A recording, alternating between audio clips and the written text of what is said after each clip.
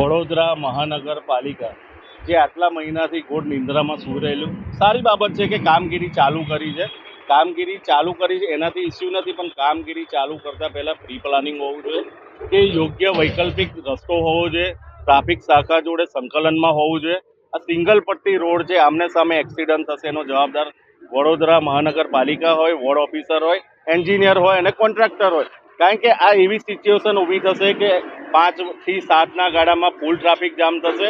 એના સંપૂર્ણ જવાબદાર વડોદરા મહાનગરપાલિકા જ હોય અને જે તે વોર્ડના અધિકારી આવતા હોય વોર્ડ નંબર 10માં, એ લોકો અધિકારી બી જવાબદાર એટલા જ છે. અને અકસ્માતનો ભોગ થશે, કોઈનું મૃત્યુ પામશે, ત્યાર પછી વડોદરા મહાનગરપાલિકા જાગશે, એ બી મહત્વનો પ્રશ્ન ઊભો થાય છે. વડોદરા મહાનગરપાલિકા જોડે આટલી સાધન સામગ્રી છે, એનો પૂરતો ઉપયોગ થવો જોઈએ.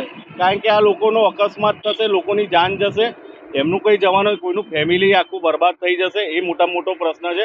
એના કરતાં પહેલાં જો વેડાનું વળતર મળવું જોઈએ અને જે બી અધિકારી છે એને પોતે સ્થળ પર ઊભું રહેવું જોઈએ કે જે તે એન્જિનિયર છે, અને જે ટ્રાફિકનો જે મામલો છે એ ટ્રાફિકનો મામલો બી દૂર થાય અને ટ્રાફિકના સંકલનમાં લઈને આ કામગીરી કરવી.